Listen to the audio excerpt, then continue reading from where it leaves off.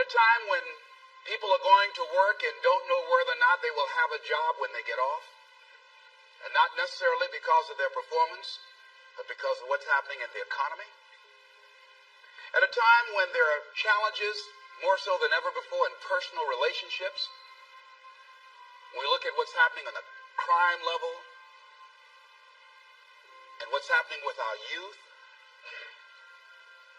that many times I'm sure that we've all taken time just to stop and reflect many times when we hear what's happening in the news or read the newspapers. Where's all of this leading to?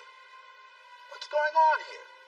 And so I think that now more than ever, we must begin to look at what are the things that we can do that would put us on some firm footing in life, that will enable us to do some things and use some powers that we have, that many of us go through life never ever discovering that we have those things going for us. And part of that, I believe, is knowing what it is your life worth. What is it that gives your life a sense of meaning and purpose? Because once you find that, it puts you in your power place.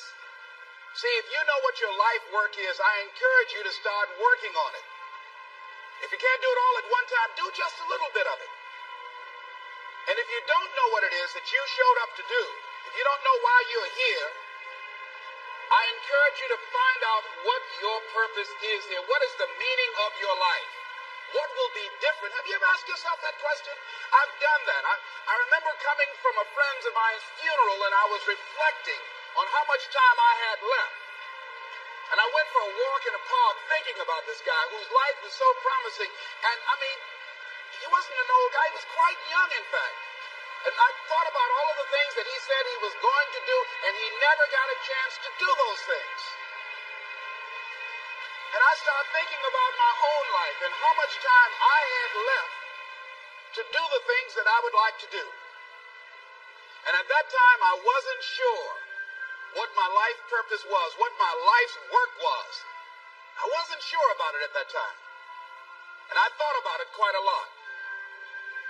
I had some idea, but I wasn't convinced, and I don't think I felt worthy. I didn't believe that it could be me to do this kind of work that I'm doing right now. And I say to you that if you begin to take a conscious effort to find out what it is that you're supposed to do, I say that it can literally save your life. I said that it can literally save your life. I was telling a group of people of a study that was conducted. Dr. Larry Darcy, who wrote a book called Recovering the Soul, he said, human beings are the only living species that has achieved the dubious distinction of dying or having a stroke or a heart attack on a certain day. If you ask most people, what would you say the primary cause of why people will have a heart attack or stroke? Many people will say, well, because they smoke cigarettes, or because of high cholesterol, or because of stress, or because of obesity, and all of those things are contributing factors. But ladies and gentlemen, more heart attacks take place in this country on Monday morning between 8 and 9 a.m. That's when the majority of people who have their first heart attacks have them. 85% of the American public, according to recent studies, are going to jobs that they hate, working on jobs that do not challenge them. They get sick thinking about going. Migraine headaches. After the Sunday afternoon football game, for 60 minutes, the anxiety began to build. And come Monday morning, they drop dead of a broken heart. Some of you ought to think about not going to work on Monday.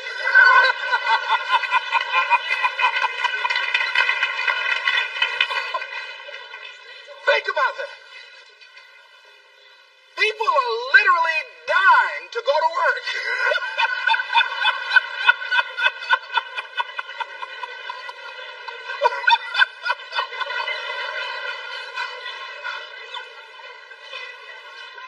Now, see, when you go to a job and you already know how far you can go, you can already see that proverbial glass ceiling. It's like going to a movie when you've gone in the middle of the movie. And you've seen the end, and you sit there to start all over again, but something is missing. You know what the outcome is going to be. You can't get excited about going through that movie all over again. Am I correct? See, when you're going someplace and you already know how much you're going to make, you already know how far you can go, you're in a dead-end position. It erodes your self-esteem. It lowers your sense of yourself. It creates an inner turmoil. It creates an emptiness in you. So I say that your life is worth finding what it is that you're supposed to do. And I'm not saying quit your job. I'm saying find it and do just a little bit of it. When I wanted to become involved in speaking, I started just learning quotes, listening to other people's tapes, going to seminars, going to workshops, asking other people to help me. Just start working at it just a little bit, but do find out what your work is and hold on to it and don't let your dream go. Don't let it go. See, and here's something else I want you to begin to look at. Why is it that most people don't pursue their dreams or don't do better than what they're doing if they're capable of doing it? I think that many of us don't go the next step because we don't know what to do yet. And I say that the reason that we don't even explore the possibility of what to do is because subconsciously we don't believe that it can happen for us and we don't believe that we deserve it. So here's what I'm suggesting. How much time do you spend working on you? How much time do you spend every day working on your dream? In the last 90 days, how many books have you read? In the last year, what new skill or knowledge have you acquired? What kind of investment have you made in you? So I'm saying that as you begin to look at where you want to go, if you want to make it today, and things are changing so fast, you have to literally run to stand still. I'm saying that you've got to make some conscious effort to begin to work to develop you. Here's something else. Most people are not living their dreams because of fear, ladies and gentlemen. I was in Columbus, Ohio yesterday speaking for a particular Ohio department. A young lady named Karen who greeted me, who organized the event. Very talented, very skillful. And she was talking about she wanted to become involved in the consulting business. I said, why aren't you doing it? I said, you have the abilities. I said, you're not here because they like you. You're here because you're doing the job. You're making things happen. And she came up with all kind of ideas, but finally she said, I guess I can't see myself doing it. I guess I'm afraid. Fear, limited vision, and lack of self-esteem is what keep most people doing things they don't want to do. I flew from Columbus, Ohio to Denver, Colorado to a major communications company, and the person that picked me up at the airport told me about the fact that the company was planning on having a major downsizing, and they offered some of the employees there an early retirement, and some of them will earn as much as $300,000. And they said, this is the last time that you can take this offer. If you don't do it when we have the downsizing, you might be among those who will lose their jobs, and all you will get is your severance pay. And only 50% of the people who were eligible to take the $300,000 took it. The others were afraid to take a chance on themselves. The others couldn't see themselves beyond that company. They couldn't see life after that company. The same reason that people stay in relationships where they're abused or they're unhappy or it's unfulfilling. They can't see themselves beyond that relationship. They can't see themselves enjoying life without that person. They think that this is all that they can do.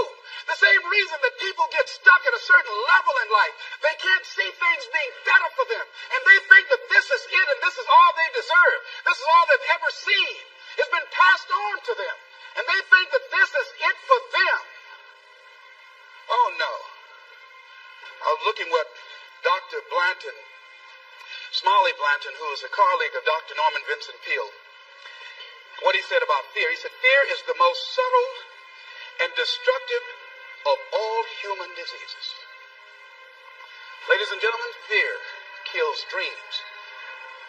Fear kills hope. Fear put people in the hospital. Fear can age you.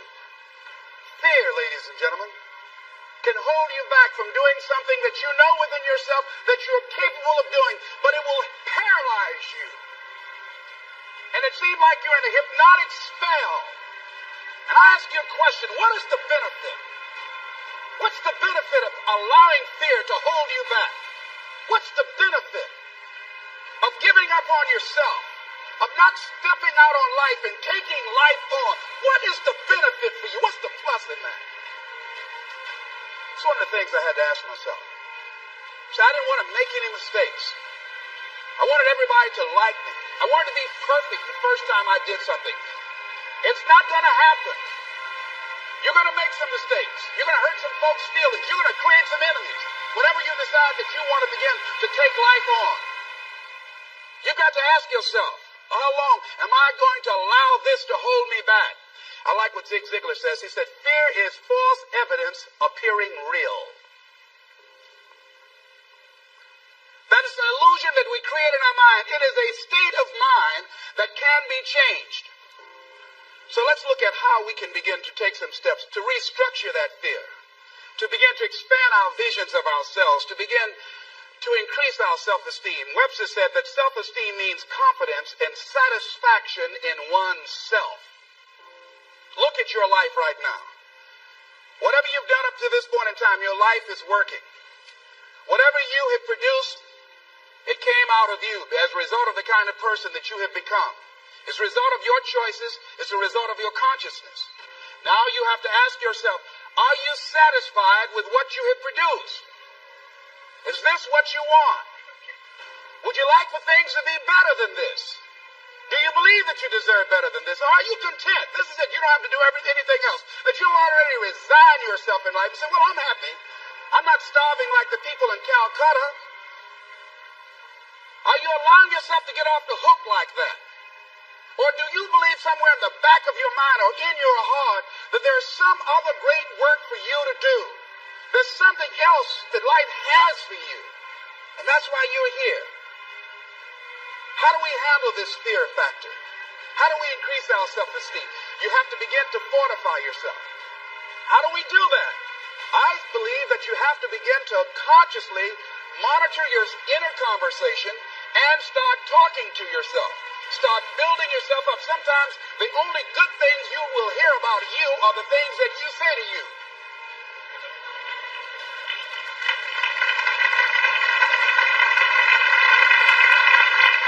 Young lady that was in the audience this afternoon said to me, I told myself yesterday for the first time, I'm proud of me. And she said, I felt good about that. So I'm saying learn to be your own booster. Start building yourself up. Start encouraging yourself. Start saying, I can do this. I can make this happen. When I started thinking about becoming a speaker, I said, yes, I can do this.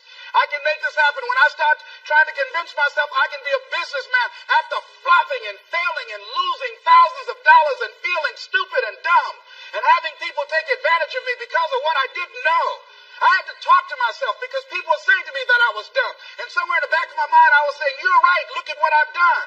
I had to say, no, Les. Hey, come on, man. Get yourself together. You can handle this. You just haven't figured it out yet. It's all right. This is your training period. This is the tuition you have to pay for what you don't know.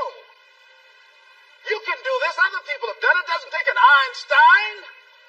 Get you some people that can teach you some stuff that you don't know. Get you some people that have done it successfully and learn from them. Take some seminars, workshops, read some books on how to manage a business. Change the way you see yourself and begin to tend to the personal details. Understand that nobody's going to take care of your business better than you. And when I start changing that kind of mindset of beating myself up because of my mistakes and start looking at the possibility of my doing better, of my making the adjustment that would enable me to do what I want to do successfully, things begin to change. I say, stop beating up on yourself. You do it. I know you do it. I've done it. It's a natural inclination for us to put ourselves down. See, we are born negative, I think, in a negative consciousness because we live in a negative world. So you don't have to teach children to lie. They'll lie automatically. Did you wet in your pants? No, I did not. Well, what is that? I don't know. You don't have to encourage kids to misbehave. They will do it by themselves. You don't have to encourage them to do the wrong thing. They will do it automatically. You have to correct their behavior. So I'm saying that we have to work through the challenges of life in learning how to begin to work to fortify ourselves. Repeat after me, please. I can live my dream. I can find my purpose in life and live my purpose. I deserve more from myself. I deserve more from life. Shake somebody's hand on your right and left and say, you deserve more from life too.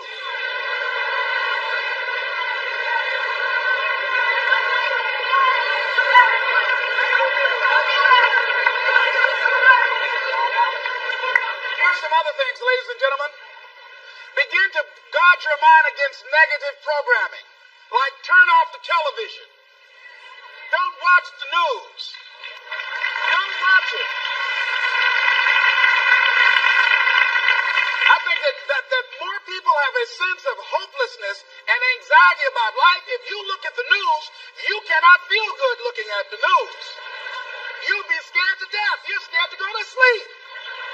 I mean, it turns your power down. You've got to be conscious of that. Don't pick up the newspaper and read it. No.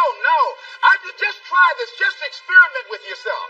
Now, if your job depends upon you knowing certain things, let somebody tell you just about those things. But start filtering the stuff you allow to come in your mind.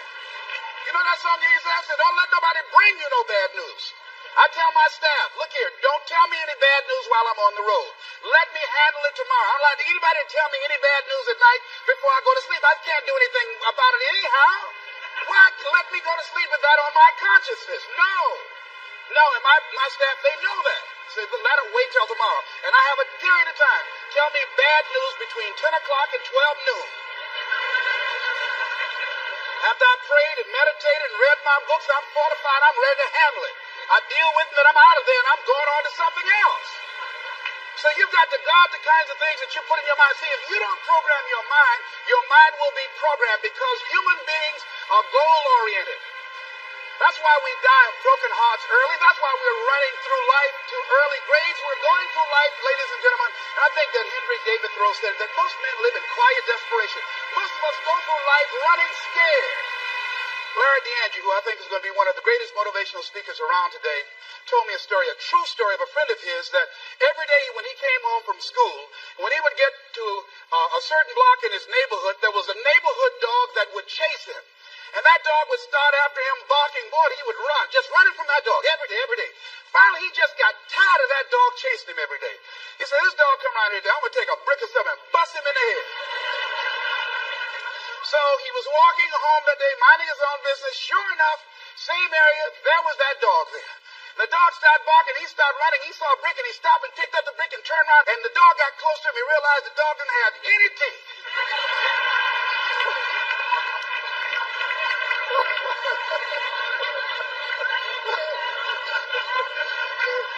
He said he put the brick down and said, get on out my way. And ladies and gentlemen, all our lives, many of us go through life running from things that ain't got no teeth to do us any harm.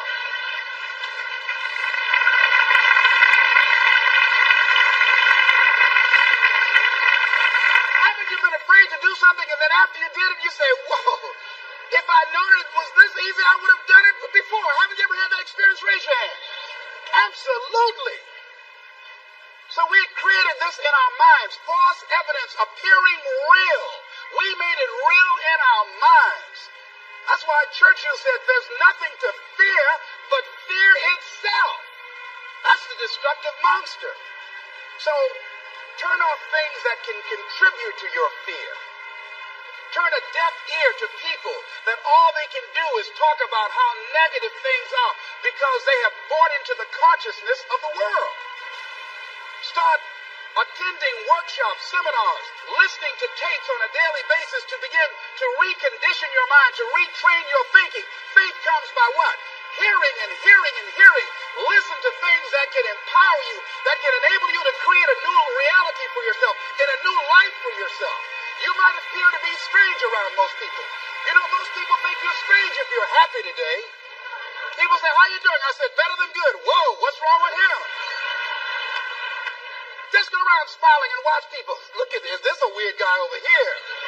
Because most people don't smile. Watch them. Look at their faces in the morning. Here we go, another Monday morning. How you doing? Haven't had my coffee yet. Don't ask me. See, these people have not found their purpose in life. That's why they're grumpy. That's why they're miserable. That's why they're so negative. They're hurting and they want to hurt other people. So start practicing using programs for your mind. Seminars, books, workshops. Keep a journal. Record your thoughts. What's happening with you? Every day when you get up, have a journal near you. I use a Jack Boland journal so that I can write down my ideas. I keep it by my bed so I can write down my thoughts. See, ladies and gentlemen, we get 3 to 4 thoughts a year that if we would act on those thoughts, they could change our life. Don't say, well, I'll remember that. No, write that thought down. I got a thought today. I wrote down. A friend of mine is in the hospital. His morale is low. They're talking about amputating his foot. He's got to feel very bad. So I said, you know, I'm not only am I going to see him, but I can't be there with him all the time. I said, I'm going to create a tape for him that he can listen to that will heighten his level of morale. We told him the other night, don't go to surgery. You are depressed. Your energy level is down. No, tell him not now. Don't do it now. In fact, most doctors who have any sense of awareness don't perform surgery on patients that are in a state of fear, that don't think they will make it. They wait till they're in a different state of mind. So I said, what about making tapes for people that are facing physical challenges? I said, that's a good idea. All right?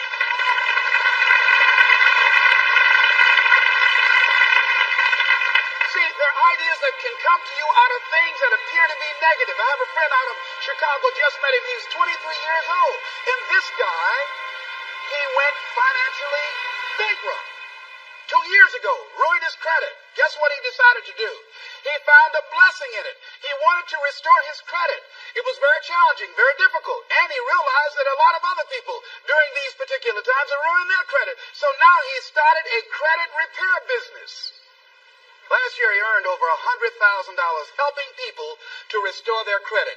I met a young lady who attends this church, that she was at her father's funeral, and she was putting flowers on her father's grave, and she looked around and saw the other grave sites. They did not look well-groomed, and they were not attended to on a regular basis.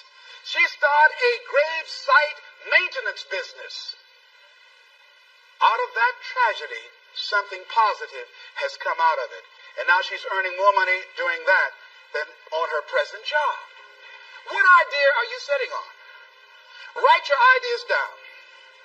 And then, once you get that idea, take the leap. Hello? Take the leap. See, a lot of people get the ideas and just walk around with them. Have you ever had an idea and all of a sudden you looked around and somebody had that idea and gone with it? Think you're going to be going with my hospital idea. Forget that, buddy. We will be out there together, Jack. Take the leap. See, it's out here in the universe. If you don't take the plunge, I guarantee you, somebody else will. Take the plunge. Go into action. And ladies and gentlemen, you will be surprised at how things will come together. You'll be surprised. Now, you're going to have some difficult challenges. I can tell you that now. Be aware of that. Things are not going to work out exactly right. For a time they will, sometimes. And that's when life is just playing a game with you. I want you to feel good and relax. And then after a while, say, okay, the honeymoon's over now. And then life will come over there and slap you side the head. Say, what you doing out here? Well, that's my dream life. Is that right? Come over here a minute. Oh, you went to the seminar, huh? Come here. I can tell you that. But ladies and gentlemen, go into action with your dream. And don't avoid where the fights are. Get in the midst of the fight. And get some hickeys on your head. Get knocked down so you can learn how to fight, so you can hold your position. arena of life because they don't want to fight. Most people don't get out there because they don't want to get knocked down. They don't want to be dropped to their knees. But see, you're going to be dropped whether you're on the field or whether or not you're sitting on the sidelines. You're going to be dropped. So at least get dropped for something. Don't get knocked down while you're sitting down. See, that's how most people are spectators in life. You don't want to be a spectator. You want to get out in the field where the action is, and you will be amazed. After the struggle, there will be a calm period, and things will begin to click for you. Come out here with what you got. You don't have enough money? Don't worry about it. You got the dream. You got the idea. You don't have enough resources? Don't worry about it. You need some help? Don't worry about it. You get out here in the arena, someone will look at you and become inspired and say, hey, can I help you? But if you're sitting up, lose money, you can get that back. 8 out of 10 millionaires have been financially bankrupt. Walt Disney filed bankruptcy 7 times and had 2 nervous breakdowns. But don't lose time. There were 14 years I sat on the sideline. 14 years I said, I don't have an investor in me like Tony Robbins. 14 years that said, I don't have an MBA or a PhD, and I can't compete with these guys. I have the complexion of rejection.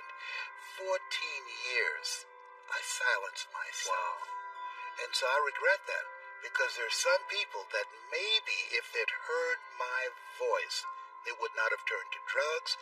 If they'd heard my voice, their lives would have taken a different direction.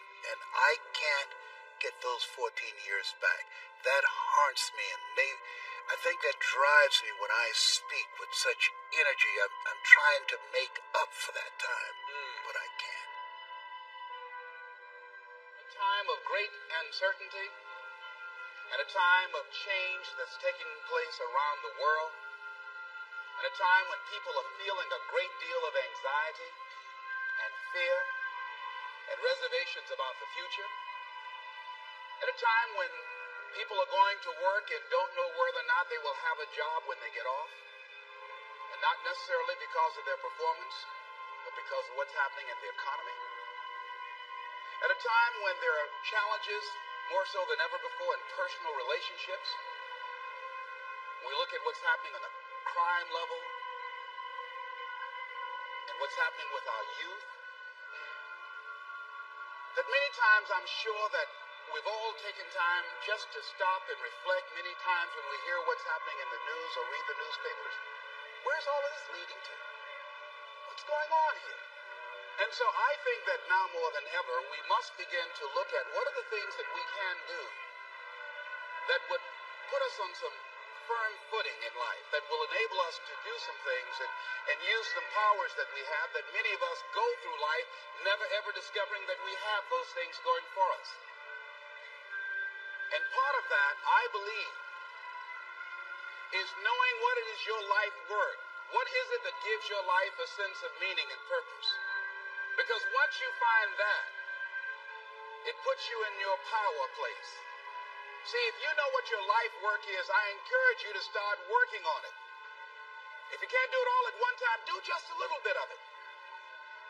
And if you don't know what it is that you showed up to do, if you don't know why you're here, I encourage you to find out what your purpose is here. What is the meaning of your life? What will be different? Have you ever asked yourself that question? I've done that. I remember coming from a friend of mine's funeral, and I was reflecting on how much time I had left. And I went for a walk in a park thinking about this guy whose life was so promising. And I mean, he wasn't an old guy. He was quite young, in fact. And I thought about all of the things that he said he was going to do, and he never got a chance to do those things. And I started thinking about my own life and how much time I had left to do the things that I would like to do. And at that time, I wasn't sure what my life purpose was, what my life's work was. I wasn't sure about it at that time. And I thought about it quite a lot. I had some idea, but I wasn't convinced, and I don't think I felt worthy. I didn't believe that it could be me to do this kind of work that I'm doing right now. And I say to you that if you begin to take a conscious effort to find out what it is that you're supposed to do, I say that it can literally save your life. I said that it can literally save your life. I was telling a group of people of a study that was conducted. Dr. Larry Darcy, who wrote a book called Recovering the Soul, he said human beings are the only living species that has achieved the dubious distinction of dying or having a stroke or a heart attack on a certain day. If you ask most people, what would you say the primary cause of why people will have a heart attack or stroke? Many people will say, well, because they smoke cigarettes, or because of high cholesterol, or because of stress, or because of obesity, and all of those things are contributing factors. But ladies and gentlemen,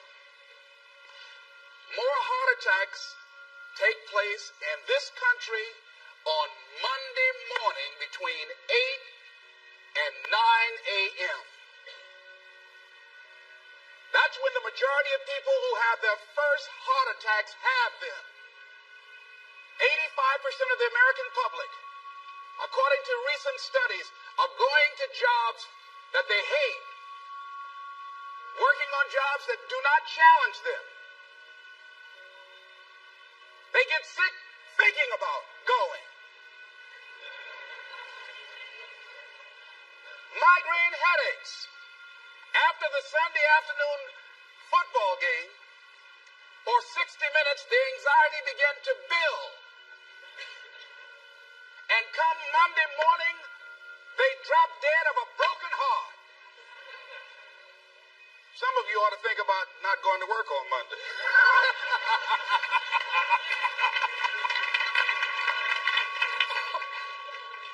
Think about that. People are literally dying to go to work.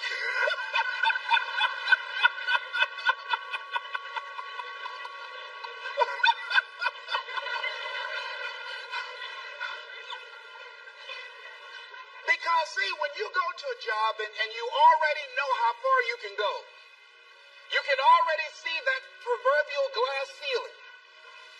It's like going to a movie when you've gone in the middle of the movie. And you've seen the end, and you sit there and afford to start all over again, but something is missing. You know what the outcome is going to be.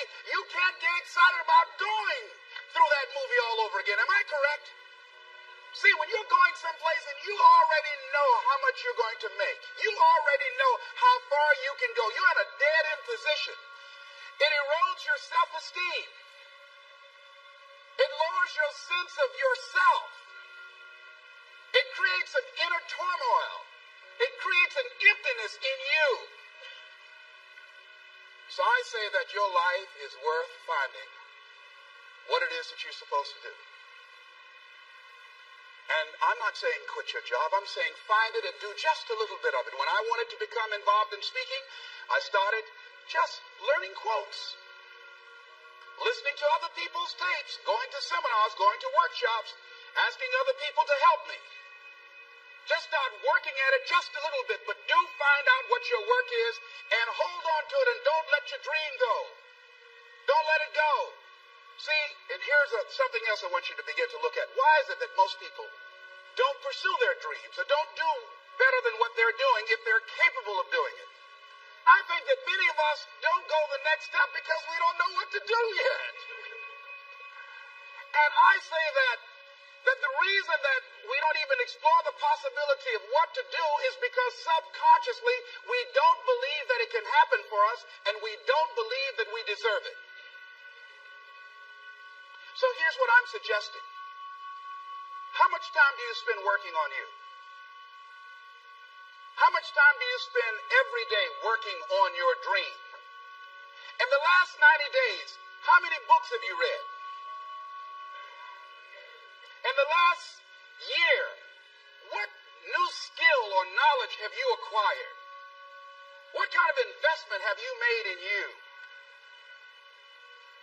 So I'm saying that as you begin to look at where you want to go, if you want to make it today, and things are changing so fast, you have to literally run to stand still. I'm saying that you've got to make some conscious effort to begin to work to develop you. Here's something else. Most people are not living their dreams because of fear, ladies and gentlemen. I was in Columbus, Ohio yesterday speaking for a particular Ohio department. A young lady named Karen who greeted me, who organized the event. Very talented, very skillful. And she was talking about she wanted to become involved in the consulting business. I said, why aren't you doing it? I said, you have the abilities. I said, you're not here because they like you. You're here because you're doing the job. You're making things happen. And she came up with all kind of ideas, but finally she said, I guess I can't see myself doing it. I guess I'm afraid. Fear, limited vision, and lack of self-esteem is what keep most people doing things they don't want to do. I flew from Columbus, Ohio to Denver, Colorado to a major communications company. And the person that picked me up at the airport told me about the fact that the company was planning on having a major downsizing. And they offered some of the employees there an early retirement, and some of them will earn as much as $300,000. And they said, this is the last time that you can take this offer. If you don't do it when we have the downsizing, you might be among those who will lose their jobs, and all you will get is your severance pay. And only 50% of the people who were eligible to take the $300,000 took it. The others were afraid to take a chance on themselves. The others couldn't see themselves beyond that company. They couldn't see life after that company. The same reason that people stay in relationships where they're abused or they're unhappy or it's unfulfilling. They can't see themselves beyond that relationship. They can't see themselves enjoying life without that person. They think that this is all that they can do. The same reason that people get stuck at a certain level in life. They can't see things being better for them. And they think that this is it and this is all they deserve. This is all they've ever seen. It's been passed on to them. And they think that this is it for them. Oh, no.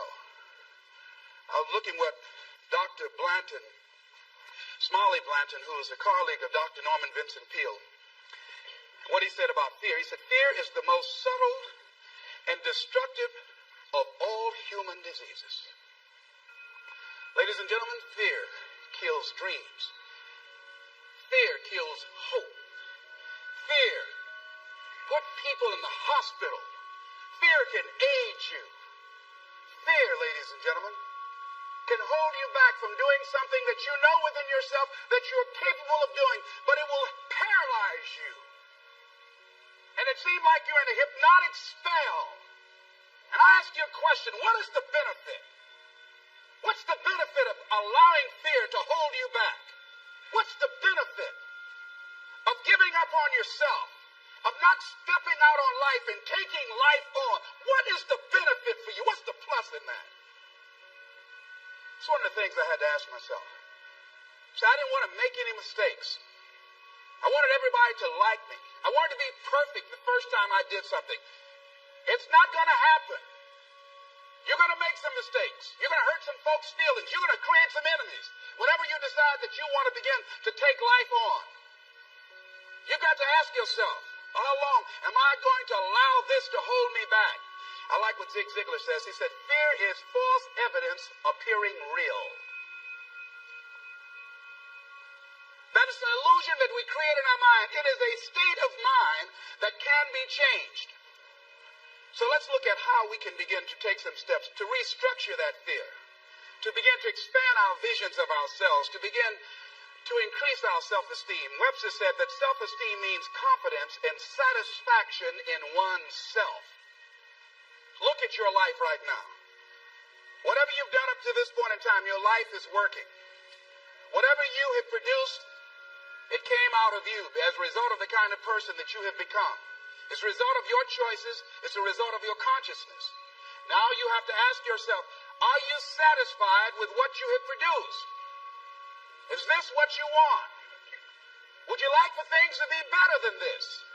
Do you believe that you deserve better than this? Or are you content? This is it. You don't have to do anything else. That you'll already resign yourself in life and say, well, I'm happy. I'm not starving like the people in Calcutta. Are you allowing yourself to get off the hook like that? Or do you believe somewhere in the back of your mind or in your heart that there's some other great work for you to do? There's something else that life has for you. And that's why you're here. How do we handle this fear factor? How do we increase our self-esteem? You have to begin to fortify yourself. How do we do that? I believe that you have to begin to consciously monitor your inner conversation and start talking to yourself. Start building yourself up. Sometimes the only good things you will hear about you are the things that you say to you.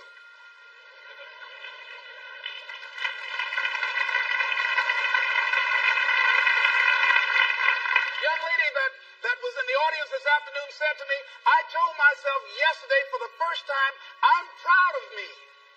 And she said, I felt good about that. So I'm saying learn to be your own booster. Start building yourself up.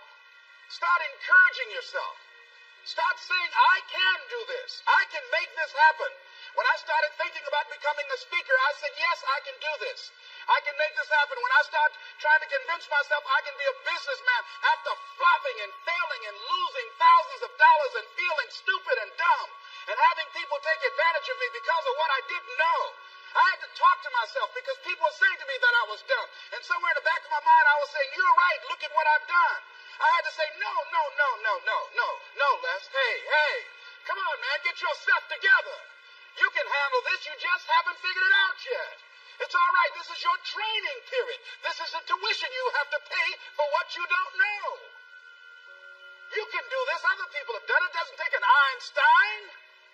Get you some people that can teach you some stuff that you don't know. Get you some people that have done it successfully and learn from them. Take some seminars, workshops, read some books on how to manage a business. Change the way you see yourself and begin to tend to the personal details. Understand that nobody's going to take care of your business better than you. And when I start changing that kind of mindset of beating myself up because of my mistakes and start looking at the possibility of my doing better, of my making the adjustment that would enable me to do what I want to do successfully, things begin to change. I say, stop beating up on yourself. You do it. I know you do it. I've done it. It's a natural inclination for us to put ourselves down. See, we are born negative, I think, in a negative consciousness because we live in a negative world. So you don't have to teach children to lie. They'll lie automatically. Did you wet in your pants? No, I did not. Well, what is that? I don't know. You don't have to encourage kids to misbehave. They will do it by themselves. You don't have to encourage them to do the wrong thing. They will do it automatically. You have to correct their behavior. So I'm saying that we have to work through the challenges of life in learning how to begin to work to fortify ourselves. Repeat after me, please. I can live my dream. I can find my purpose in life and live my purpose. I deserve more from myself. I deserve more from life. Shake somebody's hand on your right and left and say, you deserve more from life too.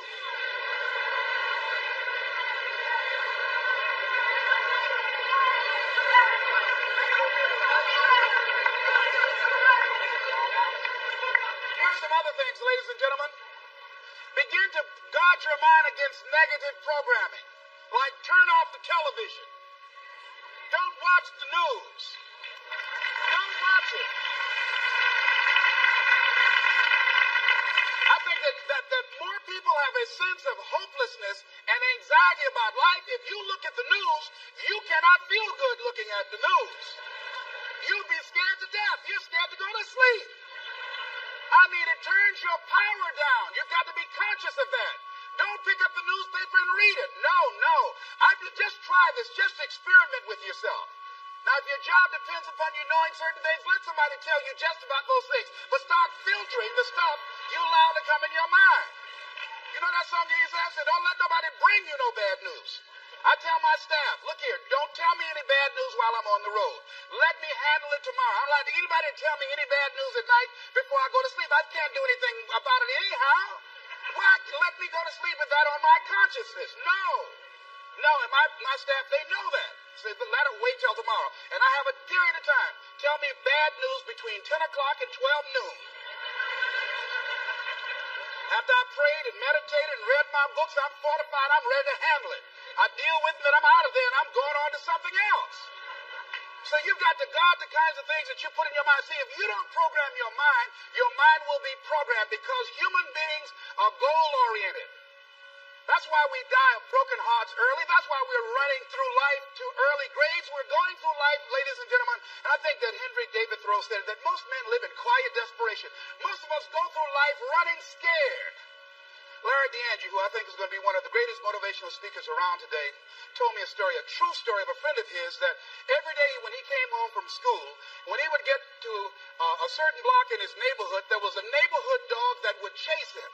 And that dog would start after him barking. Boy, he would run, just running from that dog every day, every day. Finally, he just got tired of that dog chasing him every day.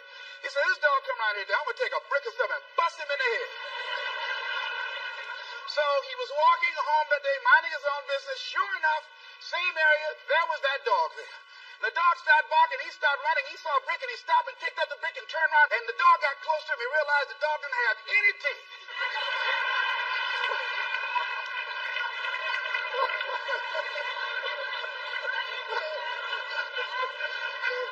He said he put the brick down and said, get on out my way. And ladies and gentlemen, all our lives, many of us go through life running from things that ain't got no teeth to do us any harm.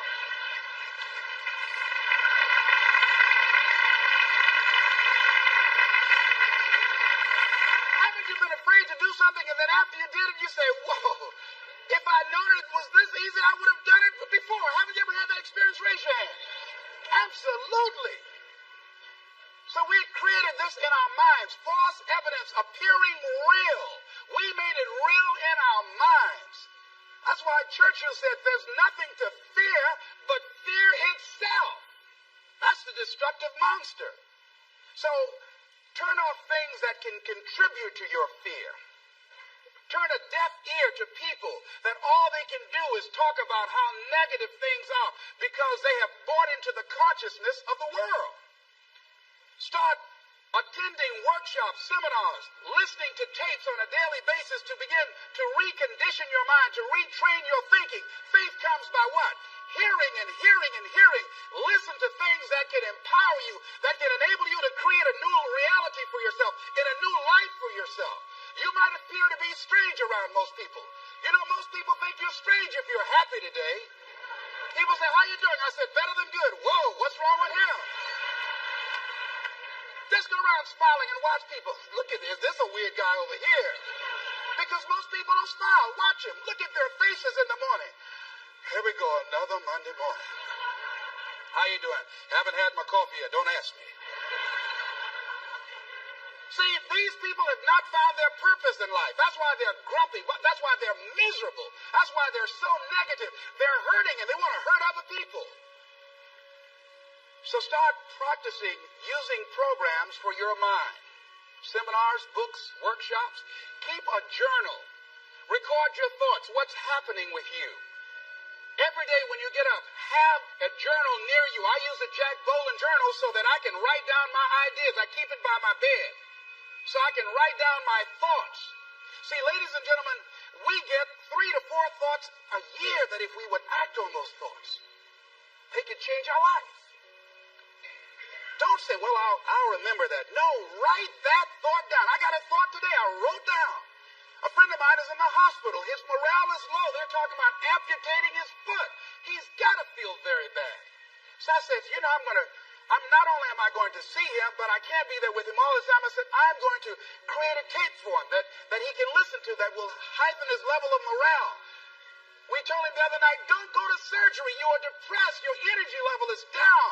No, tell him not now. Don't do it now. In fact, most doctors who have any sense of awareness don't perform surgery on patients that are in a state of fear, that don't think they will make it. They wait till they're in a different state of mind. So I said, what about making tapes for people that are facing physical challenges? I said, that's a good idea. All right?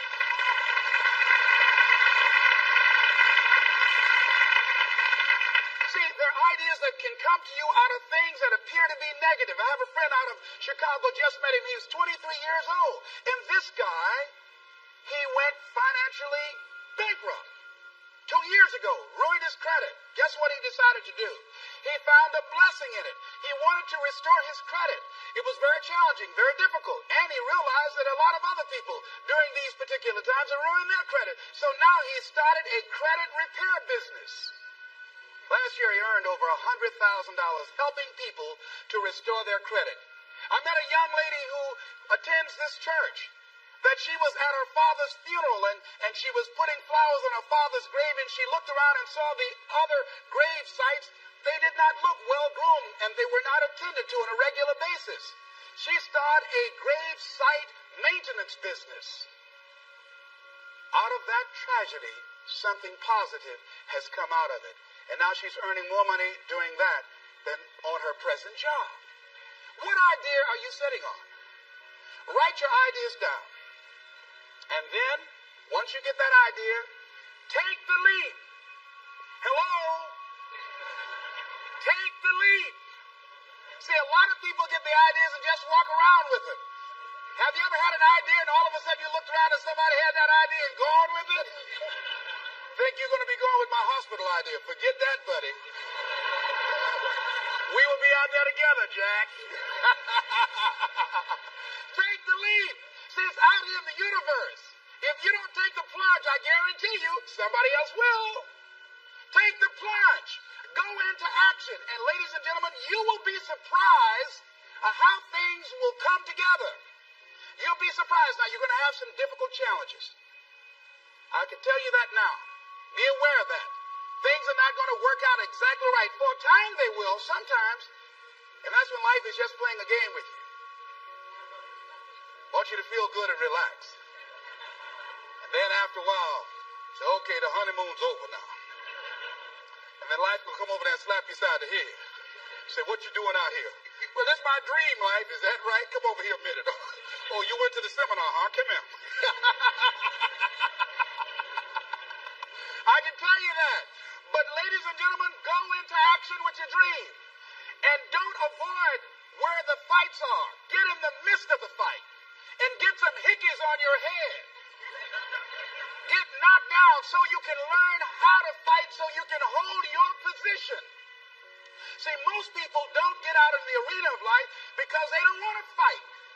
Most people don't get out there because they don't want to get knocked down. They don't want to be dropped to their knees. But see, you're going to be dropped whether you're on the field or whether or not you're sitting on the sidelines. You're going to be dropped. So at least get dropped for something. Don't get knocked down while you're sitting down. See, that's how most people are spectators in life. You don't want to be a spectator. You want to get out in the field where the action is. And you will be amazed. After the struggle, there will be a calm period and things will begin to click for you. Come out here with what you got. You don't have enough money? Don't worry about it. You got the dream.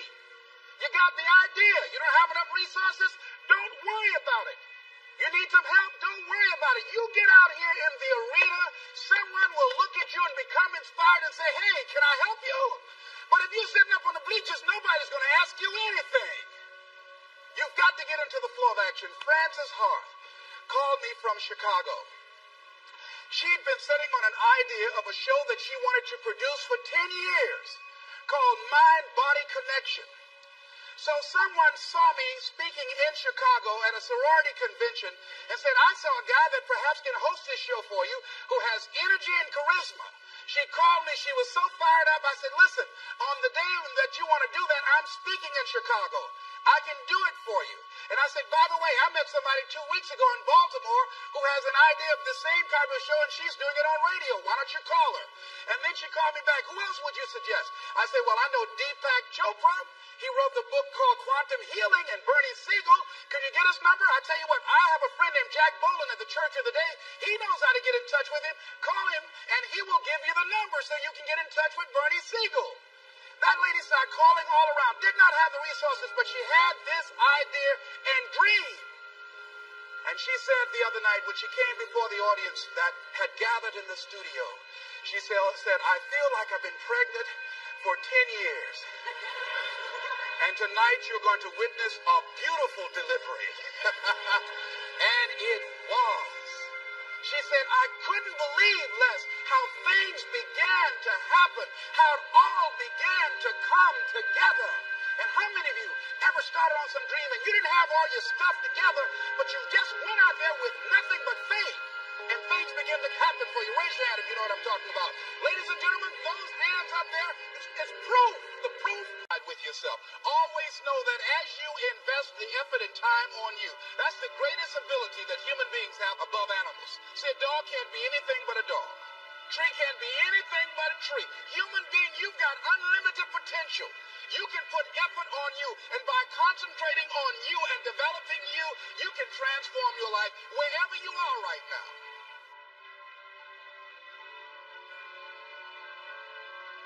And as you continue to work on yourself, you will begin to expand your vision of yourself. You begin to work towards self-mastery. And you will begin to see it reflect itself in all the dimensions of your life, your mental life, your physical life, your social life, in your relationships, your monetary life. So concentrate on developing yourself. The next thing is develop a health plan. See, you can't feel well and do well if you don't have good health. You can't perform if you don't have your health. Your health is valuable. Develop a health plan. A plan that you will follow, because this is the only vehicle that you have to carry you through this experience called life.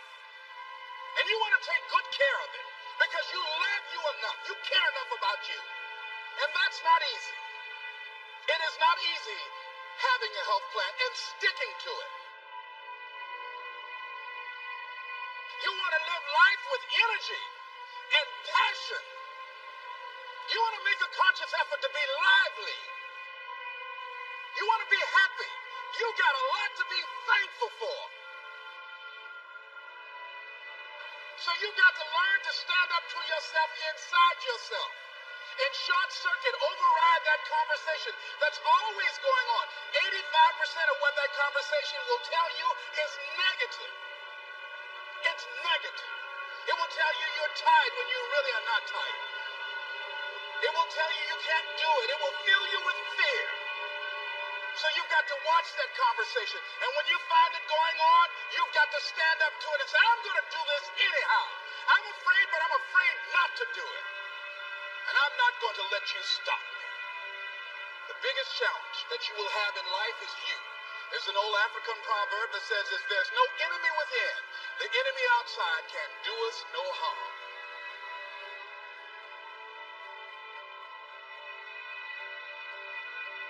What do you want? What gives you your life? How will you know when you got it? What will make you happy?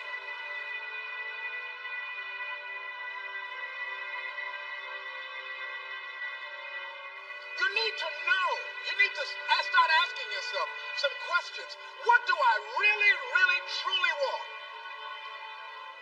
You need to be exact about that. Don't be vague. Oh, I just want to be happy. That's too vague. What will make you happy? How will you know when you got it?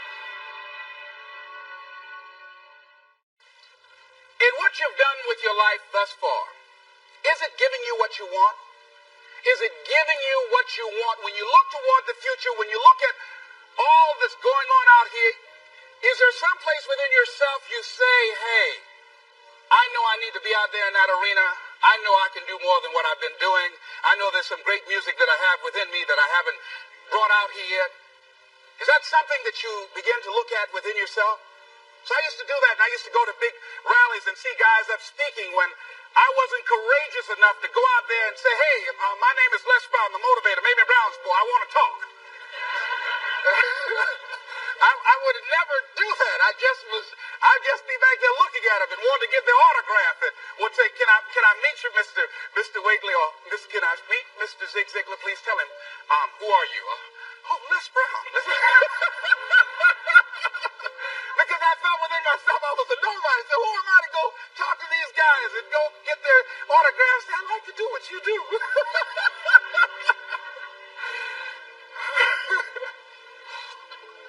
See, I say if you look at your life, and if you're not getting what you want, you owe it to yourself to do something differently. if you own a job, 85% they say of Americans go to jobs that they're unhappy. If you're doing something 8 hours a day that you don't like, it's not giving you what you want, it's not giving you a strong feeling of satisfaction and fulfillment, you're miserable, you hate to go there, you're depressed just thinking about it, you sing the Thank God It's Friday song every week, it's giving you headaches just thinking about it on Sunday afternoon after the football game goes off. If that's what it is, you owe it to yourself to start strategically working to change directions. See, but you know what most people will do? Most people will resist change. Most people will fight change as if change would be worse than what they're experiencing. See, they know this. They're familiar with this. Most people will not challenge the unknown. They won't just step out there. There's certain things that's got to be in place. They got to see it all together. And life isn't like that. That's not how you grow. So as you look at your life, you say, I'm not getting what I want. As you begin to look toward the future, begin to know that whatever it takes for you to create that, you've got that in you. You got that. You've got genius in you. You've got goodness in you. You've got creativeness in you. If you decide to take the initiative to change the current quality of your life, I say to you that you will find that the universe is on your side. That life is on your side. Now, will it be turbulent? Yes. Will it be easy? No. Will you have some opposition? Yes. Will I make a lot of mistakes? Yes. Will I get hurt? Yes. Yes. See, a lot of people won't try anything different in life because they don't want to get hurt. Let me tell you something. It's too much pain to duck. Pain is everywhere. You can hide under here. It will come where you are. Really, if I go back here, pain will come. Hey, Les, come on out. It will come. It's everywhere. Viktor Frankl calls it unavoidable suffering. You can't duck it. But most people spend their life not wanting to deal with the pain of rejection, the pain of defeat, the pain of being disappointed, the pain of losing, the pain of failure, the pain of being criticized, the pain of not being liked, the pain. That's called life. Life is full of pain. It's everywhere. But guess what? There's no gain without pain. Now, if you're going to hurt anyhow, get some yardage out of it.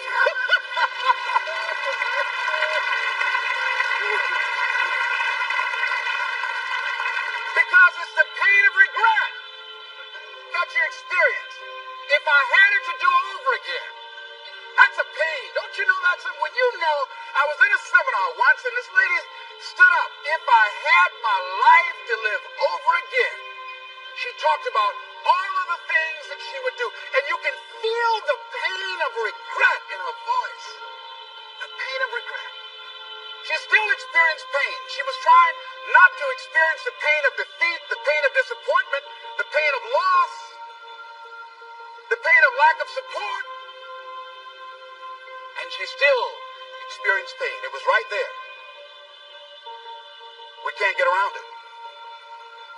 Most people are governed by their habits, their fears, and the opinions of others. A lot of people never try anything differently because they have been convinced by people in their lives that they value that they can't do it.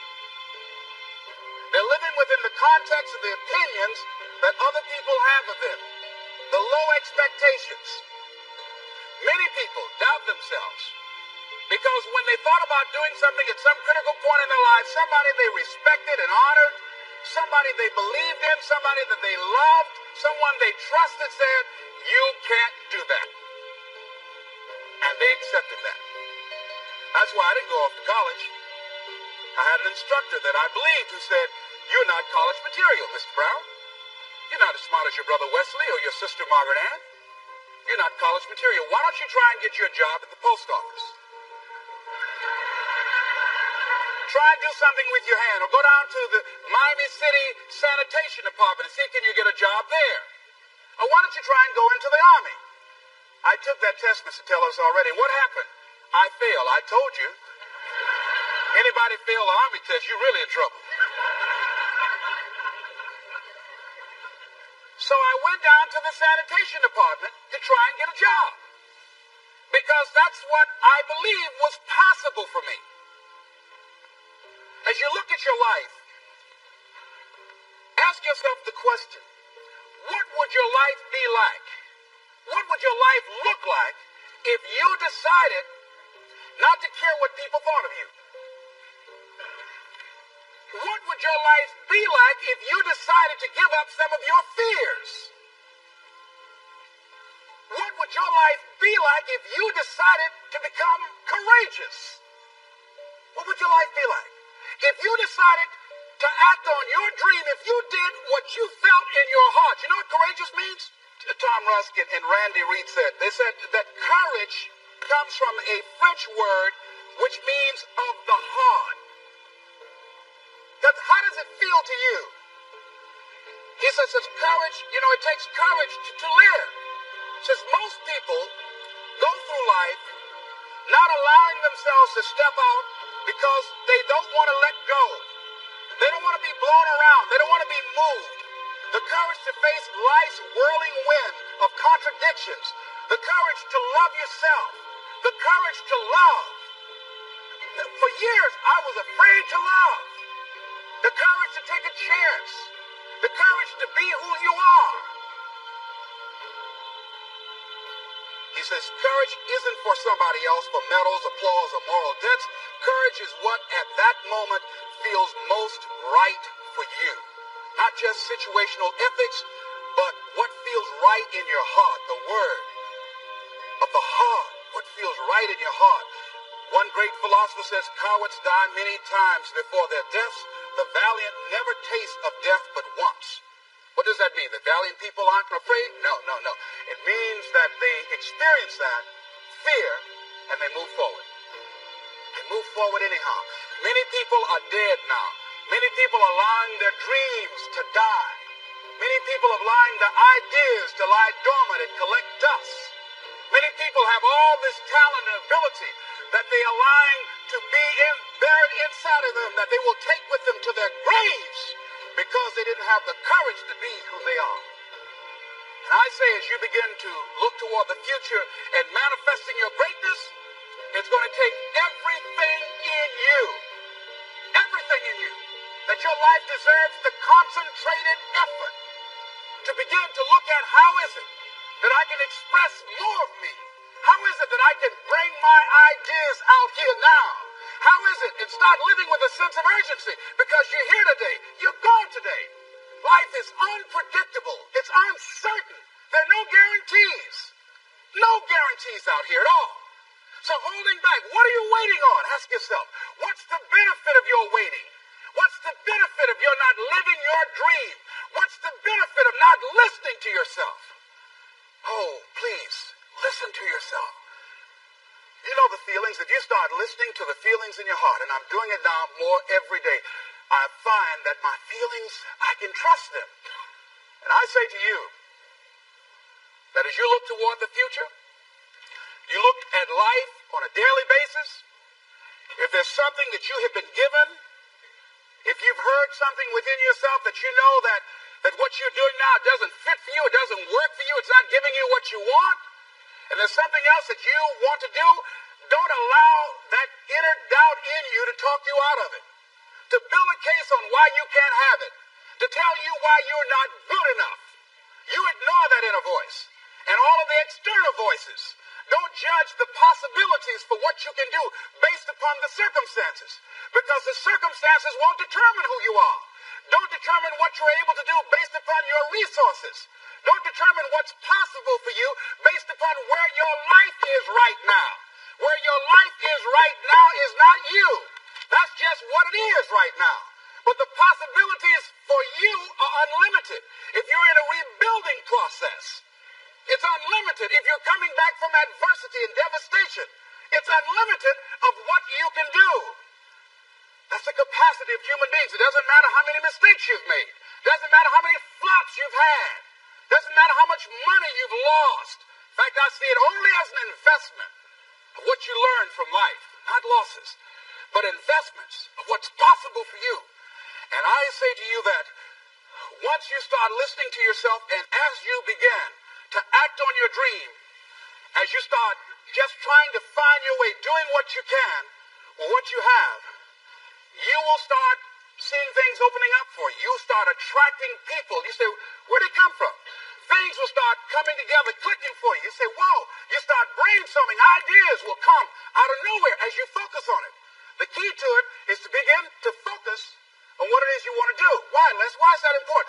Because as you focus on that which you want to do, that which we focus on, that which we give our energy to, it will begin to multiply.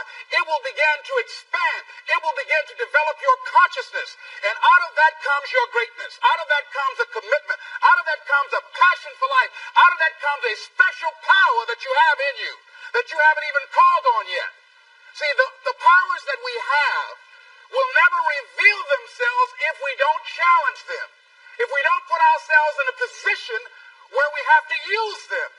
So one of the most important things is reading a book that's a really interesting book called Instant Millionaire, and the guy said, put yourself in a position where you can't retreat, where it's do or die, sink or swim. Here's what you'll find out. You'll develop incredible swimming skills. Or swallow half the pool of life. You'll find yourself stroking unlike you've ever seen before. Through the inspiration of desperation, you'll become more creative than ever before. So what is it? How do we handle that whole piece? Throw your whole self into it. See, most people go at it tentatively. They don't give all their stuff. They don't concentrate. They don't put everything they've got in them. One guy wrote a book called All You Can Do Is All You Can Do. And all you can do is enough. But he said, make sure you do all you can do. And if we're honest this evening, we know that we haven't done all we can do. So as we look at the future, we can decide that from this day forward, as I look at my personal relationships, if I look at my professional relationships, if I look at my family relationships, as I look at all the dimensions of my life, looking at myself mentally, emotionally, and spiritually, I'm going to do all I can do to develop me. Fired. That's no way to live. That's why you're here. You just said, you know what? No, I ain't going out like this. I'm telling you.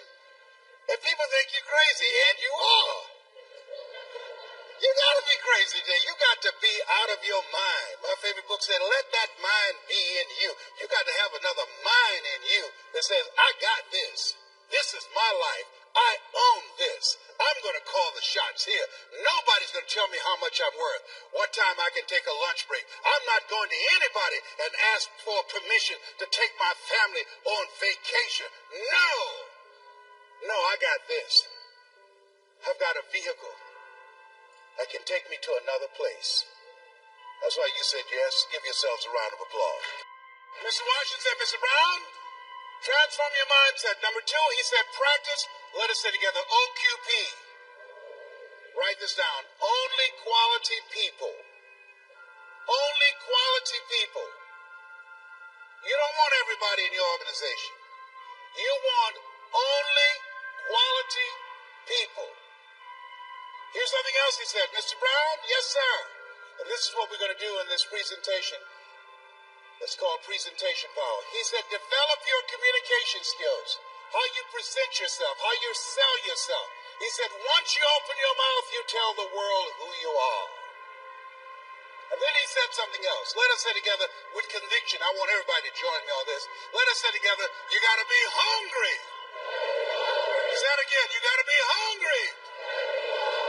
He said, what do you want to do with your life, young man? I said, sir, I want to buy my mother a home. He said, you got to be hungry. I said, what do you mean by that? He said, people that are hungry are willing to do the things today others won't do in order to have the things tomorrow others won't have. He said, people that are hungry are relentless. People that are hungry are unstoppable. People that are hungry refuse to give up. People that are hungry, no excuse is acceptable. unacceptable for not making their dream become a reality. I said, I'm hungry, sir.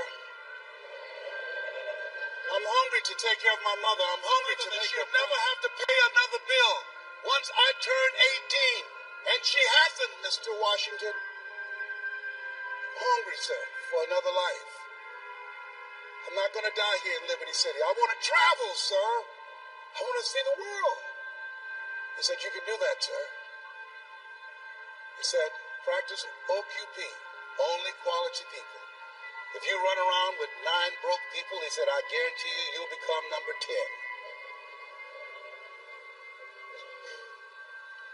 He said, work on your mindset. Listen to these audio programs I'm giving you every day. Glenn Turner, Dare to Be Great, every day. Dr. Norman Vincent Peale, Jim Rohn, every day. Zig Ziglar, program your mind, Mr. Brown. He said, how do you plan to buy your mother a home? I said, sir, I want to become a disc jockey. He said, is that right? I said, yes, sir. He says, good. He said, work on your mind. Here are my car keys. What do you want me to do with this? At lunchtime, go in my car, turn on the radio, and listen to Paul Harvey. Why? He's the world's greatest communicator. You want to be successful? Yes, sir. He says, listen and study people that are great communicators. That's the key to controlling your future. I said, but that's at lunchtime. In order to be successful, you got to be hungry. You got to be willing to do the things today others won't do. Are you willing to do that, to be successful, to buy your mother home? Yes, sir.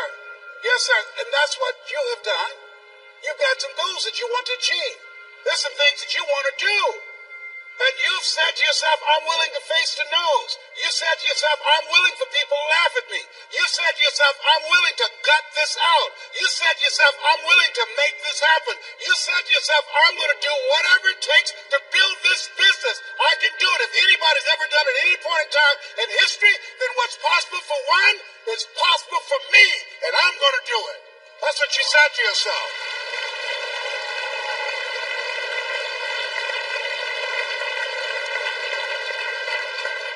He said, listen to Paul Harvey every day. So you want to be a disc jockey? Yes, sir. He said, I want you to create your format. What will your personality be? What style are you going to have? I said, wait a minute, sir. I want to be a disc jockey, but I don't have a job yet. And then he said something. He said, it's better to be prepared for an opportunity and not have one than to have an opportunity and not be prepared. He said, you got to expect to become successful. Let us say together, I expect to win. I expect to increase my recruitment.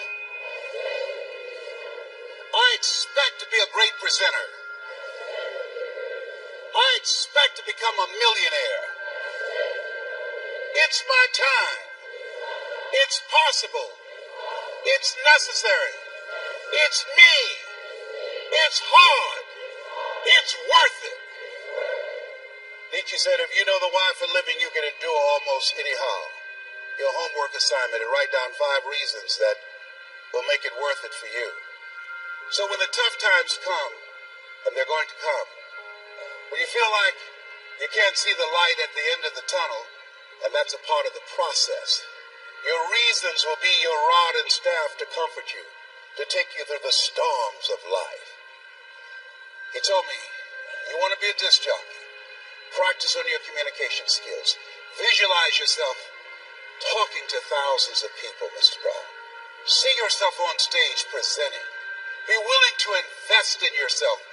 Warren Buffett was being interviewed by financial analysts on CNN. He said, what's the most important investment a person can make today? Warren Buffett, a billionaire, has billions of dollars in the stock market, billions of dollars in real estate. He looked at the reporter and said, the most important investment you can make is in yourself.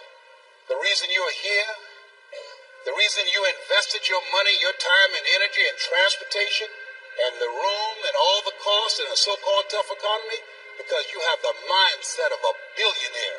You know, investing in yourself, you are your most treasured asset. Give yourselves a round of applause. Come on, bring energy level up.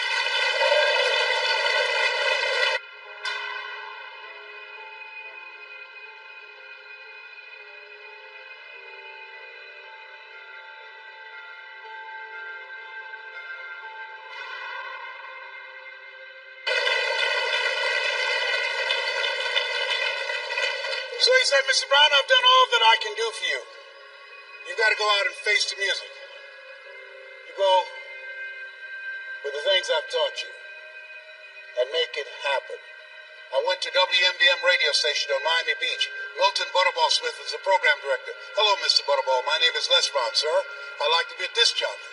He said, young man, you have any journalism in your background? No, sir, I don't. You have any experience in broadcasting? No, sir, I don't, but I practice every day. Let me audition for you. Let me show you how good I am. He says, no, we don't have any job for you. How many have been rejected? Raise your hands, please. I was devastated with rejection. I went back to Mr. Washington. I said, Mr. Washington. They said, no. He said, don't take it personally. Most people are so negative, they have to say no 7 times before they say yes. He said, you got to be hungry. Go back again. I said, yes, sir. I went back again. Hello, Mr. Butterball. How are you, sir? My name is Les Brown, sir. I like to be a disc jockey. He said, I know what your name is. Weren't you here yesterday? Yes, sir. Didn't I tell you no yesterday? Yes, sir. He said, then why are you back today? I said, well, sir, I didn't know whether or not somebody was laid off or somebody was fired, sir. Don't want to laid off or fired. Now get on out of here. I came back the next day, talking loud, looking happy, like I was singing for the first time. I said, hello, Mr. Butterball. How are you? My name is Les Brown, sir. I like to be a disc jockey. He said, I know what your name is. Weren't you here the last 2 days? I said, yes, sir. Didn't I tell you no the last 2 days? I said, yes, sir. He said, then why are you back today? I said, sir, I didn't know whether someone got sick or someone died, sir. He said, no one got sick or died. No one was laid off or fired. Now don't you come back here again. I came back the next day, talking loud, looking happy, like I was singing for the first time. I said, hello, Mr. Butterball. How are you? He looked at me with rage. He said, go get me some coffee. I said, yes, sir.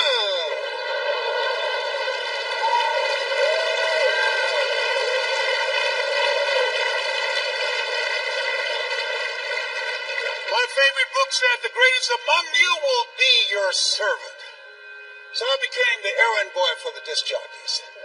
I was serving them. I'd go get their lunch and their dinner, and I'd come in the control room, watch them working the control room knobs and switches, knowing my time will come. Let us say together, my time will come, when I'll be a top producer, and when I'll come up on stage, and they call my name because of my accomplishment.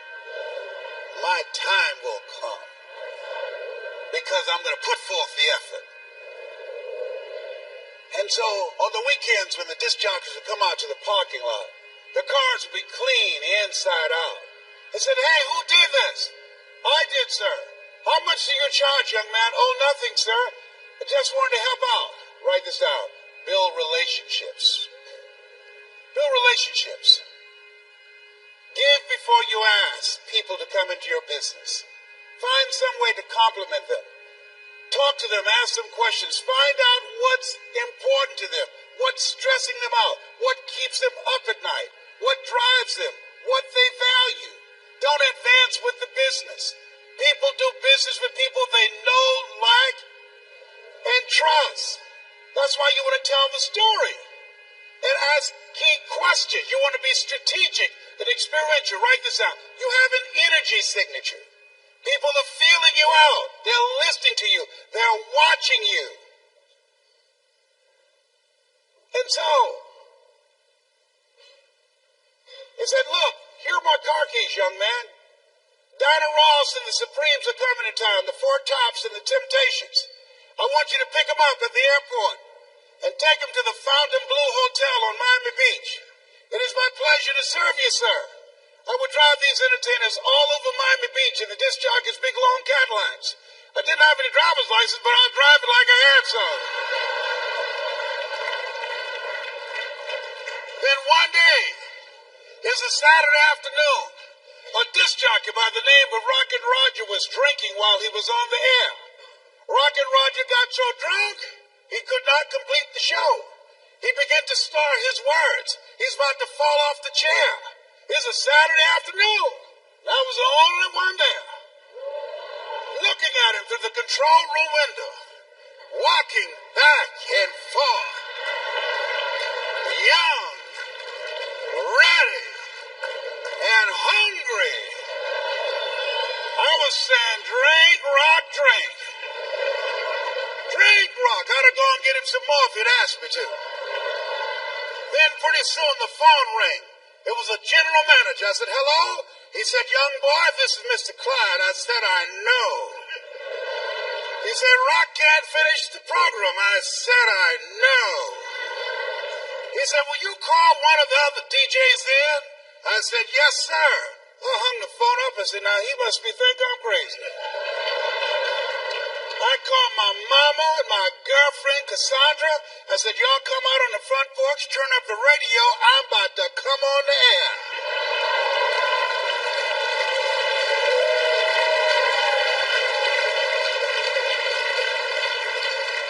I waited for about 20 minutes and I called him back. I said, Mr. Klein, I can't find nobody. He said, young boy, you know how to work the controls? I said, yes, sir. He said, go in there and segue the records, but don't you say nothing here. I said, yes, sir. I couldn't wait to get old Rock out of the way. I put on a fast record. I said, look out, this is me, LB, Triple P. Les Brown, your platter playing papa. There were none before me, and there will be none after me. Therefore, that makes me the one and only. Young and single and love to mingle. Certified, bonafide, duly qualified to bring you satisfaction and a whole lot of action. Look out, baby, I'm your live man. I was hungry. Give the old man a round of applause. I was hungry. I was hungry. I was hungry. You gotta be hungry.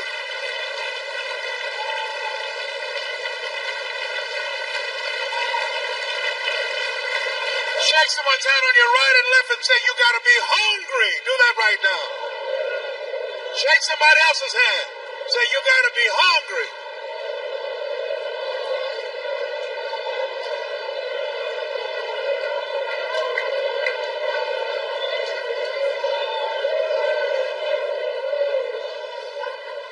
People that are hungry believe if you do what is easy, your life will be hard. But if you do what is hard, your life will be easy. People that are hungry believe what Zig said when he said, if you give enough people what they want, they will give you what you want. People that are hungry believe always strive to get on top in life because it's the bottom that's overcrowded. People that are hungry are uncommon people. They are say yes to their dreams. They say yes to an opportunity where they can develop their entrepreneurial skills, where they can develop their mind and their leadership skills, where they can become versatile and flexible and create and build a business they can be proud of. People that are hungry have a vision of themselves when they leave here, leaving a legacy and not liabilities. People that are hungry understand that most people die at age 25 and don't get buried till they're 65 because they're not willing to take a chance on themselves. People that are hungry are a rare breed. They're risk takers. I don't know what you want to do. Seemed like yesterday when I was the new kid on the block. Now it's 68. I'm the old timer. I used to think people in their 40s were old. Now that I'm 68, I feel like I served at the Lord's Supper. And I know I look young for 68 because I used mascara to cover my gray hair. I was over there asking Marie, I said, Marina, can you have any of this mascara? She said, oh, you look just fine. My kids said, Daddy, you look distinguished with your gray hair. I said, 68, I'm not trying to look distinguished. I'm trying to look young. I got to tell you this story. Don't tell anybody, please. I gave this speech at the Georgia Dome. And after I finished, it's called It's Not Over Till I Win. And after I finished, somebody came back and said, Mr. Brown, I know you're tired. And our speaker canceled. Do you have enough energy to do another program? I said, no, I'm tired. He said, we can pay you full fee of $25,000. I said, the Lord is able.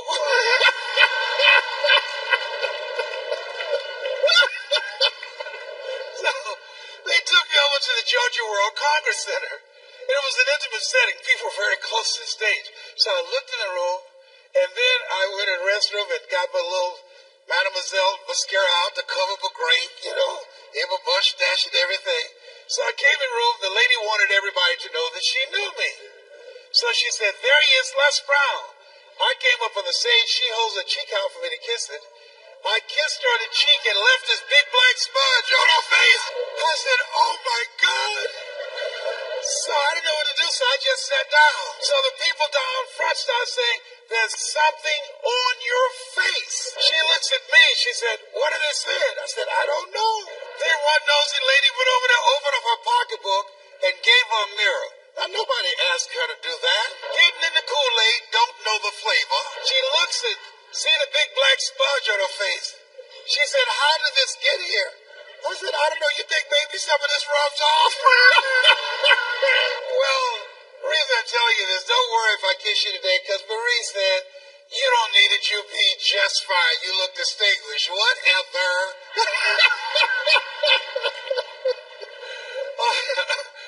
How many of you like to learn how to improve your presentation skills? Raise your hand. We're going to do a webinar that will walk you through a process and teach you how to tell your story. So you can speak in your community on a volunteer basis and be able to make a difference. How many of you like to make a difference in your story? Raise your hands. Very good. We will show you how to do this. I've been doing this now for 40 years. I love and admire Eric Worre for who he is, me as a friend, but the passion that he has in giving you the tools that you need, not just the mindset, but the skill set of what it takes to build a strong multi-level marketing business. I can tell you, based upon my experience, and he's not paying me to be here. He's got a blue light special going on up in here. This is my friend that I love him. There are a few people who can call me, and I'll get on a flight and only had 4 hours of sleep to come in and speak. I was very subdued and conservative today, but I love and admire him. I'd like to leave this with you. After leaving Zig's memorial yesterday, who was a great man, who contributed so much to so many people, I said, God, let me touch and change millions of people's lives like Zig has done. Let me make my mark like he made an incredible mark. Let me touch hearts and minds like he touched me when I first saw him. And I drove many miles, 400 and 500 miles, to see him and Jim Rohn and Dr. Norman Vincent Peale and Charlie Tremendous Jones. Let me be an instrument to give people hope, to inspire them to expand their skill set, to encourage them to create collaborative, achievement-driven, supportive relationships. God, let me live a life that counts, that means something to people. God, help me to be able to inspire people like Mr. Washington inspired me, like Mike Williams, my mentor for the past 43 years, who saw something in me I could not see in myself, who believed in me when I didn't believe in myself. Please let me live a life that matters. I want to leave this with you. This stage of my life, my goal is to train 100,000 speakers who will have one message: hope, skill set, and collaborative relationships that will change how people think, how they feel, and how they act. 100,000 people outside of religion and outside of politics, both of which I believe polarize and divide people. 100,000 ordinary people who want to live an extraordinary life. God, give me the stamina and the vision to use my gift that you have given me to work with people who are hungry to make their lives count. I want to leave this with you that my mother used to love to say to me when she was in pain. Leslie, yes ma'am. Come in here. Yes ma'am, mama. What is it, baby? Say that thing for me, boy. That makes me feel good. Yes ma'am, mama. My mother's dream was to raise 7 children she didn't have, to make sure we had a roof over our head and food on the table. And she never failed. We never went to sleep hungry. She's a hard worker and she had faith. I remember the first home I bought her in. This home she saw. I said, Mama, how you like this? She said, if I lived in something like that, I would feel like Mrs. Rockefeller. She didn't know I had planned to get that home for her. I purchased the home and I said, Mama, I think I know the people who live there. You do? I said, yes, ma'am. I said, I'll stop in and say hello. And I drove there and I opened the door. And she got out, and Mama at that time, around 76, she held my arm and we were walking toward the house. She looked at how beautiful this house was. She said, Leslie, you sure you know these people? Yes, ma'am, Mama, I do. And we got to the door. And I couldn't hold it anymore. I reached in my pocket and took the key out and I put it in the door. I said, Mrs. Rockefeller, this is your home. She said, Leslie, what are you talking about? I said, Mama, I bought this for you. I pushed the door open. She stuck her head in the door. She said, anybody home? I said, no, Mama. Nobody's here. This is yours. It's fully furnished. Multi-level marketing made that happen. This is going to happen for you. It's already happened for some of you. Mama has since passed. She was born on November the 6th, just like Zig. I remember her walking around the house looking and said, thank you, Jesus. Thank you, Jesus. And Leslie, you were such a problem kid. You were so crazy. I said, I know, Mama, but I'm rich now.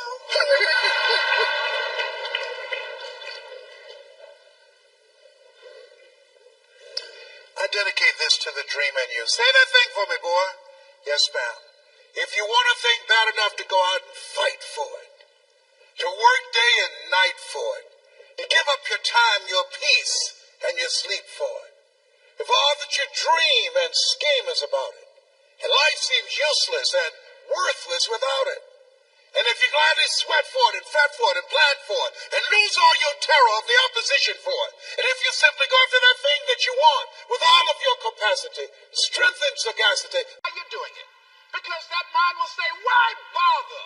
Why go through all this? This is too hard. No, throw in the towel. It's not worth it. Has it ever said that to you before? Here's how you can handle that. Here's how you override that. Write down 5 reasons why you deserve it. Why do you deserve what you want? Why you? Why do you deserve it? What meaning and value will it bring to your life? What's so different about you that you deserve your goal or this goal? And when you write down those 5 reasons, when you have some down moments, and you're going to have them, when that conversation starts talking to you and it's going to talk to you, what you will do is you can pull that out and read it, and it will build you up. It will be your rod and your staff to comfort you through some challenging moments, because you're going to have some. Life will knock you between the eyes. It will catch you on the blind side, come out of nowhere, stuff you can't anticipate. That will knock the wind out of you. You want to give up. That's why it's important for you to work on yourself, listening to tapes, building yourself up, talking to yourself with power, feeling, and conviction, building yourself up day in and day out, because it's coming. Life will send you some curves you cannot anticipate. The next thing is that whatever you do, you want to develop technical mastery. You want to be the best at what you do. You want to master it. See, part of self-motivation is you've got to find something that gives you a strong sense of competence. Well, you become known for that. You develop a reputation of being good at doing that. set some high personal standards for yourself. You're not competing with anybody else. You're just unfolding yourself to be the best person that you can be. That you want to give the best quality service that you can give, because that is a statement about who you are. The other thing that's the key to self-motivation is recognize the fact that you're going to get into some slumps. Recognize the fact that you're going to encounter a great deal of failure in life. It goes with the territory. But in the face of that, you want to be relentless. When you want something, don't expect everybody to say, oh, come on in. Oh, you want this? Oh, great. We want to give this to you. You're such a nice person. You're doing it for your family, aren't you? Great. No, life isn't like that. No, many doors will be closed in your face. Many loans that you will want. And they say, no, you don't have enough collateral. You don't have enough credit. And most people will give up. But you've got to decide that I'm going to be fearless. I refuse to be denied. And I'm going to go all out. I'm going to be relentless. I don't care how many no's I encounter. I like something Isaiah Thomas said when he's getting ready for a basketball game. He said, I'm going to either shoot us in or shoot us out, but I'm not going to not do anything. And that's the way to go. You can't make a basket unless you shoot the ball. You can't hit a home run unless you take a swing at it. Most people won't even take a swing. Well, I probably won't make it anyhow. That's the conversation within. They probably won't give it to me anyhow. If you want something, you've got to be relentless. You've got to decide, I deserve this, and I'm going to have it. And you go all out to get it. That drives you. The next thing is that when you want something out of life, you've got to be willing to go into action. Don't wait around for things to be just right. Don't wait for things to be perfect. Don't wait for the ideal situation. It will never be ideal. There will always be a reason. Well, as soon as the children grow up, as soon as I pay my bills, as soon as I get my divorce, as soon as I get enough money together, do what you can, where you are with what you have, and never be satisfied. A lot of people never take a chance in life. They don't want to take any chances. They want the situation to be ideal. See, that's not walking by faith. That's walking by sight. If I can see it, I'll do it. No. That's a lot of people saying, if I can see it, I'll believe it. No. If you believe it, you can see it.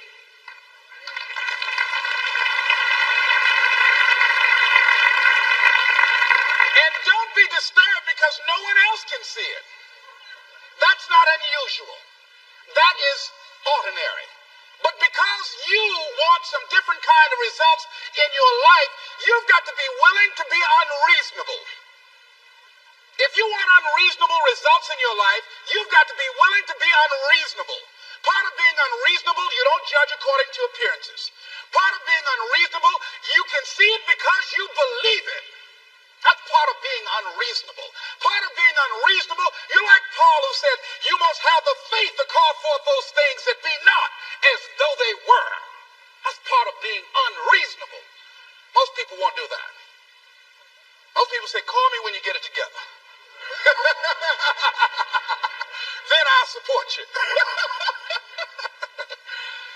The other thing is that one of the keys to self-motivation that empowers you is that you want to find a cause larger than yourself. Find something that you can contribute to. Find something that you can make a difference because you can. Part of what feeds your larger vision, part of what gives you a reason for being, part of what gives you your life is being able to give something back. So I can't afford to give anything. You can't afford not to give. Give your time. Give your talent. If it's nothing just to go over and lick envelopes. I don't know exactly what I'm going to do, but I'm going over there. It's part of my tithing in the universe. Once you develop that special sense of mission, and that's what you develop when you're part of a larger cause than yourself, it drives you. You don't need an alarm clock to get up in the morning. You have special power. You'll go places and folk will like to be around you. They will know there's something different about you. When you go in, they'll say, hey, that's somebody important. I want to know who you are. I just want to be near you. That energy that you have, that consciousness that you will embody will affect everybody around you.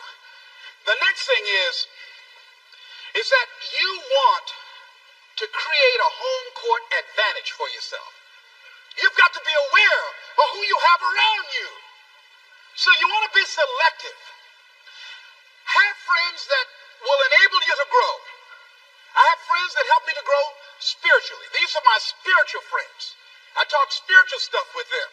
I have some other friends who are just intellectual friends. They make me grow intellectually. They make me stretch. I have some professional friends. I'm a member of the National Speakers Association. I get together with other speakers and we learn from each other and we grow from each other. I have other friends who are just social friends. All we do is just socialize together. We'll look at a basketball game together or go out dancing, but that's all we can do. We don't talk anything serious, nothing spiritual, nothing intellectual. That's not that kind of relationship. Nothing heavy up in here. Have other friends, we walk together. That's all we can do, walk together. Talk about we're going to lose weight one day by and by for good, all right? That's all we do. Nothing else.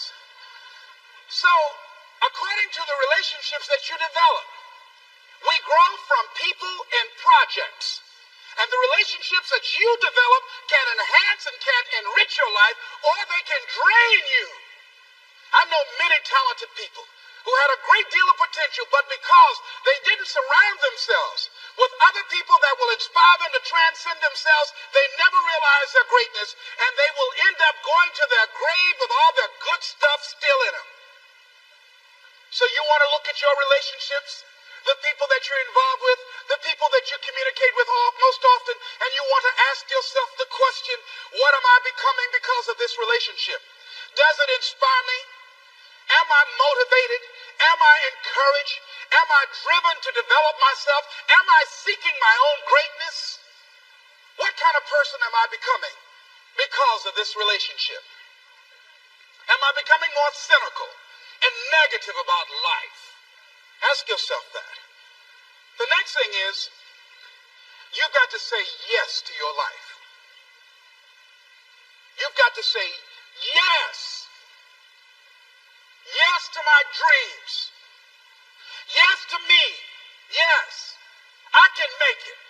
Yes, I can. Doesn't matter how many failures I've made. Doesn't matter how many mistakes I've endured. Doesn't matter about my defeats. Doesn't matter about what I've done. Yes. Yes. I don't care about the fact I'm in a hole now. Doesn't matter about where I am. Yes. The last chapter to my life has not been written yet. If you judge me now, you'll judge me prematurely. I haven't exposed all my stuff yet. I'm still in the process of transforming my life. I'm still in the process of becoming. Yes. I had somebody in my life at one time told me, you'll never make it. And I said, I'll show you. And what energized me, what motivated me was something that Frank Sinatra said. He said, the best revenge is massive success.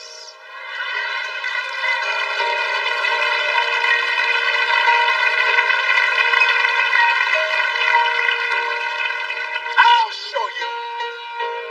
You just watch my smoke, as old folks used to say. So say yes. Stand up for your dreams. Stand up for what you want in your life. Decide that your life is so meaningful to you, that you love you and you love life so much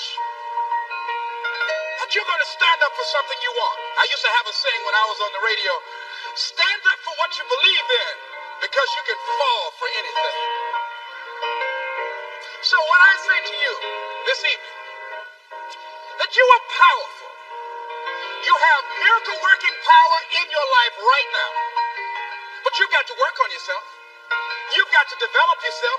You've got to talk to yourself day in and day out, selling yourself on you and on your potentials. And you've got to know that you are worth all of your effort. And that the key to your motivation, as you get a larger vision of yourself, is to know that you have something to give, is to know that you have a reason